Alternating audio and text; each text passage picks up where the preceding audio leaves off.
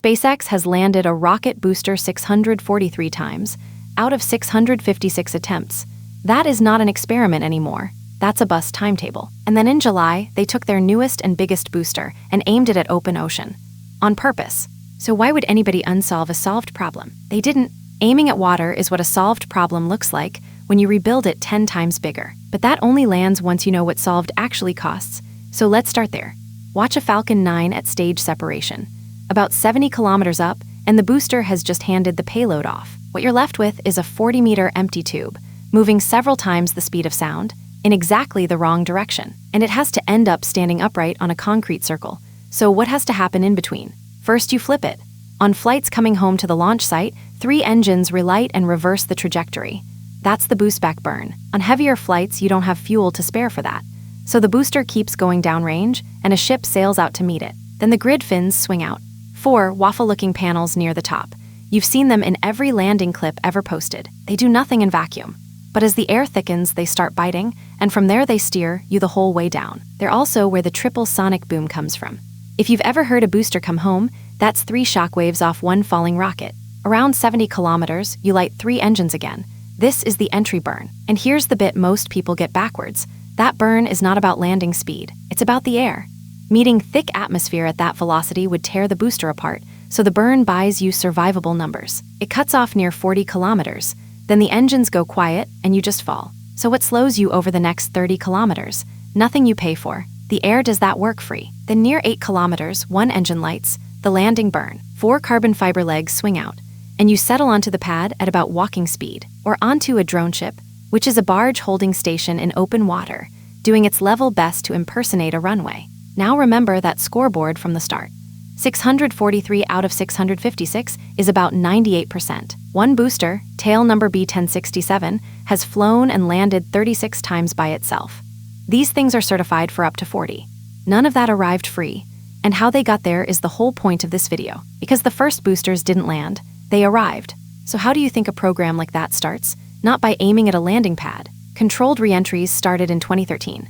No pad, no barge, no target at all.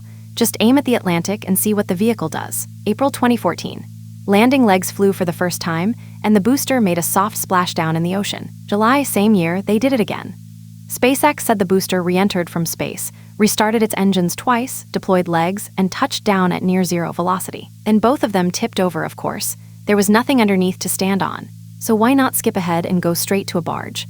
Because a barge is a target, and they didn't have that kind of accuracy yet. When they did try, in January 2015, the booster arrived hard and destroyed itself. That April, another one made the deck, came in with too much sideways speed, and toppled over on it. December 21st, 2015, landing zone 1.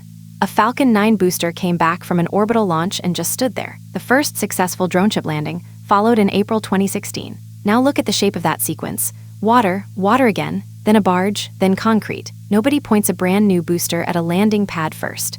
Hold on to that one, because you're about to watch it happen all over again.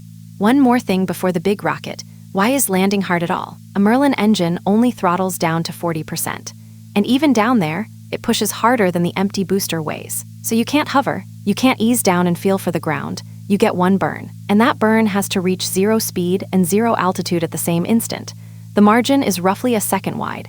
Keep that number, it comes back. Now look at what SpaceX is flying next to it. Super Heavy is not a bigger Falcon 9. It's about 70 meters of booster on its own, with 33 engines underneath. More than 3,000 tons of propellant. It is a genuinely absurd object. And it has no landing legs at all.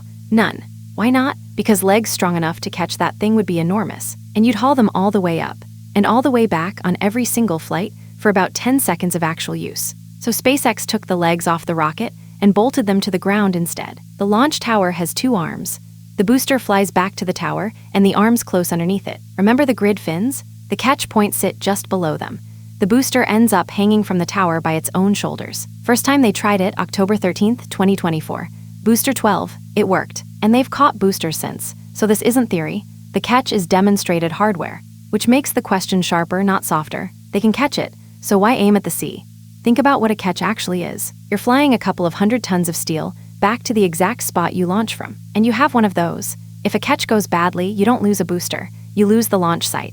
So here's the move. You fly the entire profile anyway. And what do you change? Almost nothing. Same boostback, same entry, same landing burn, same flip. You just move the aim point out over water. A virtual pad, floating in the Gulf, with nothing around it worth breaking. Hit that cleanly, enough times in a row, and you've earned the real one. Which brings us to July 24th, 2026. Flight 13, Booster 20 lifted off, separated, and started its flip at 2 minutes 25. The boostback burn ran, and then cut off early at 2:55. The landing burn began at 6 minutes 27.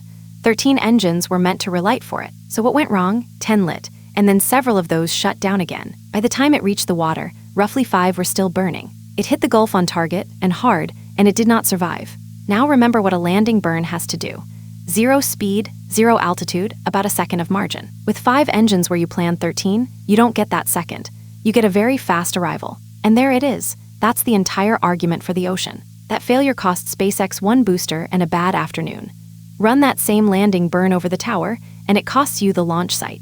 And the ship had a very good day. Ship 40 carried 20 next-generation Starlink satellites, around 34 tons of payload, deployed for real, not as dummies. Then it relit a Raptor in space, which is its own hard problem, and set up for entry. It flew the entry, and made its landing flip at 1 hour, 5 minutes, 3 seconds. It splashed down in the Indian Ocean 18 seconds after that. And here's the part that actually mattered.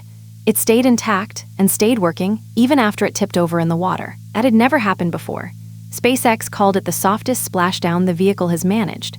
So put the two halves of that flight side by side. A booster that missed over water and cost nothing but itself.